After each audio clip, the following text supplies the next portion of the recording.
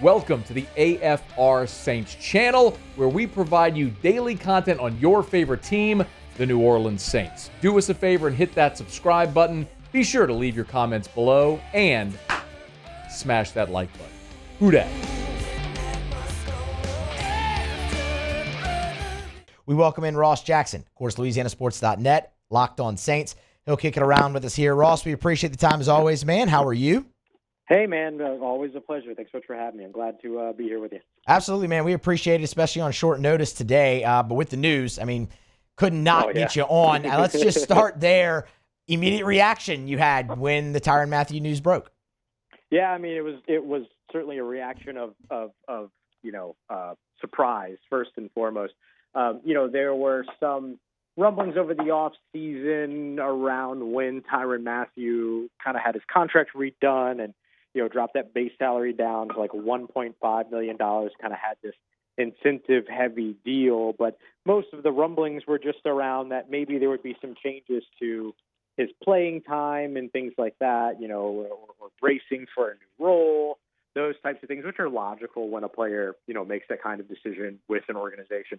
But, retirement was not really a part of anything that was floating around in anyone's mind outside of like a couple of people I talked to, maybe the league owners meetings and things like that, who maybe pondered the idea. But for the most part, when it came down to everything around Tyrann Mathieu, the expectation was that he was going to, be there and a part of that kind of veteran presence for this team going through sort of this transitionary year. But, look, I don't think it's a bad thing that he called it quits. You know what I mean? I think he had a phenomenal career, 12 years, highly decorated player, one of the best players that we've seen from the state of Louisiana and everything as well. Like, what an incredible story. So once you get past sort of the surprise and the awe of it all, I think you immediately get down to the appreciation of us getting to see him play at all, throughout his really highly decorated career.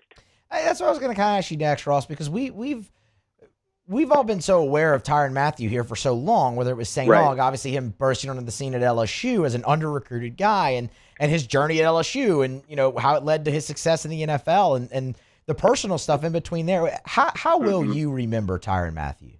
Yeah, I mean, the model of managing adversity, right? I mean, he was somebody that was, really successful young college player whose career was challenged a bit on something that many would probably call antiquated now, and, turned all of that into, or really came out of all that instead of, woe is me, or, seeing it stifle his ability in the game or anything like that. You saw him turn that around and goes to, these organizations where he becomes a big time, contributor, from Arizona to Houston to, winning Super Bowl championships, with the Kansas City Chiefs. And then all of that to be able to bring it all back home and then finish after 3 stellar years, 10 interceptions and over 200 tackles here in New Orleans. It's just a model of adversity or model of really navigating adversity and kind of, playing through those types of hardships and meeting the challenge. And I think that he is just one of those guys that I hope that every young player, whether they're at his position or not, looks at and says, okay, this is how you can keep going no matter what, right? And keep pushing and kind of be that guy that kind of blazes that trail for these players to be able to show them that, the hard times aren't the end times. And so being able to, continue to push the way that he did, I hope is an inspiration to a lot of players that want to do what he did. Absolutely. I mean, he's one of the easiest guys to root for ever is Tyrann Mathieu, and it was awesome to be able to do that for so long.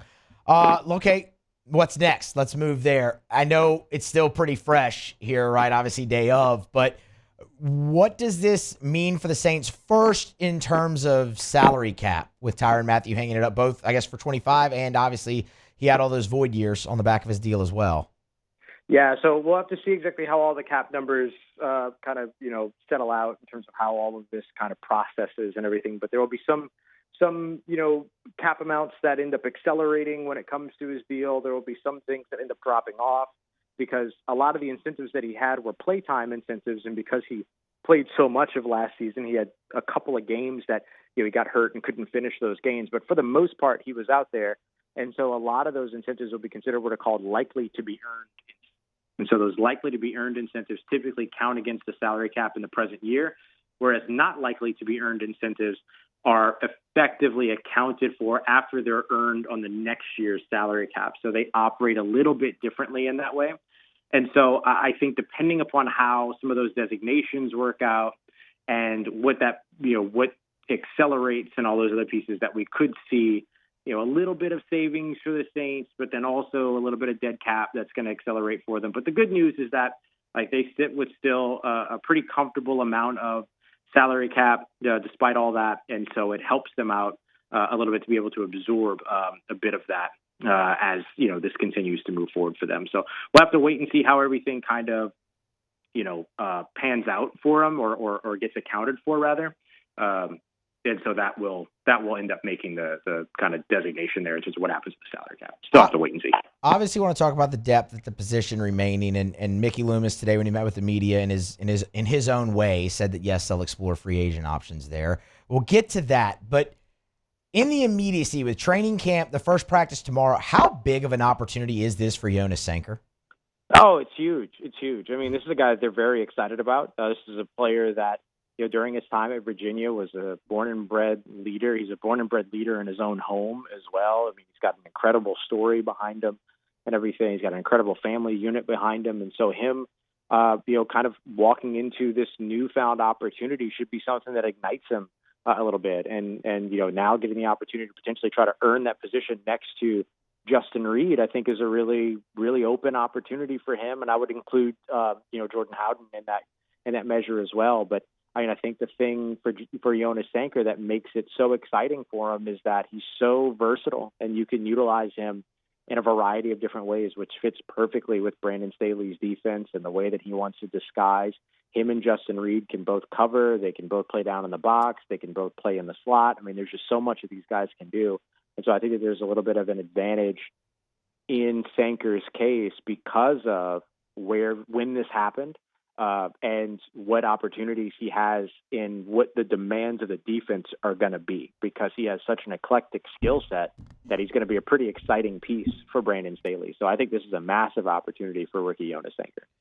Do you think this is a spot where the Saints really kind of push their chips into that corner of it? Like, okay, let's let Jonas Sanker go out there and win this job. And what we add in free agency is just a veteran depth piece in hopes that, okay, you took Jonas Sanker in the third round. They were excited to see him still be available when they got him at pick 93. Mm-hmm. Or is this, let's go out, get the veteran guy that we know can still come in and play?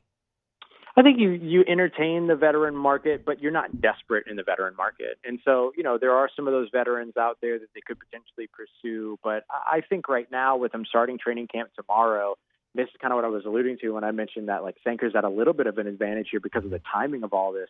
That, you're able to just kind of now roll right into training camp if you're Jonas Sanker. And so I think that they'll get a good look at him early on here, but then I'm sure that they'll be looking at the market, seeing what's available. They've got him. They've got Jordan Howden. They also signed Terrell Burgess earlier this offseason. He's another versatile safety guy with some experience with Brandon Staley. They've got Ugo Amadi already in the building. They also added Elliot Davison from who was UTSA coming as an undrafted free agent. So they have some of these interesting sort of young safety pieces that they can get a look at early. And then if those guys stand out and they feel really good about where things are headed there, then, they can continue to push forward with one of those young guys and potentially Jonas Sanker, the rookie. Or if that's not the case, then, they have the opportunity to go to the market and see what's available there. Any names in the free agent market jump out to you that you could see the Saints having interest in? Yeah, I think, the first one that's going to jump to mind naturally because they had interest in him last year, it brought him in for a visit and everything, was safety Justin Simmons. He's again available. Now, he ended up signing with the Atlanta Falcons last year, didn't have the strongest season in Atlanta last year. And so, maybe they're not looking at him the way that they looked at him last season, but he's certainly a name to watch. Julian Blackmon still available. Quandre Diggs just got former Titan safety just got cleared to play again. So there are a few of these veteran players, a lot of pluses and minuses to each one of them and everything, but there are absolutely those players out there that they could potentially look at and see about bringing in, whether just to get a look at him in training camp or see if he could potentially take a starting role. No Marcus Williams reunion, Ross? Oh, maybe a Marcus Williams reunion, I suppose. I don't know. I think Brandon Staley's defense, though, is one that requires a little bit more disguise at the safety position, and Marcus Williams doesn't really bring that. He's kind of quintessential deep safety, not somebody you want playing down in the box. He's had tackling woes his entire career and all those other things. And so I think with him kind of being a little one-dimensional in terms of the way that he's been utilized, unless he's grown in those other areas, which is perfectly possible, I don't know that he's necessarily a fit for Brandon Staley's defense. I was mainly kidding, but I do appreciate the I do appreciate the thorough answer, Ross. That's why you're the best. Like that's why we bring you on all the time, man. Right there. Yeah, we'll see what they do. I said it earlier. I really hope that it is kind of like, man, Yonas Sanker, go take hold of this, and what they need to add is a depth piece to kind of help them out there. So, I mean, I think that'd be for the immediacy and the future of the team and the franchise. I think that'd be honestly one of the best case scenarios. He is Ross Jackson, LouisianaSports.net. You can get him on Twitter, X, at Ross Jackson NOLA. Of course, Locked On Saints. Go read his stuff. Go subscribe to the pod. He's great, and we appreciate the time as always, Ross. Thank you. Thanks, buddy. Thanks for having me on. You take care, stay safe, and I'll talk to you here soon. Hey, thanks so much for watching. Please leave your comments. I love to interact, and be sure to hit the red subscribe button below.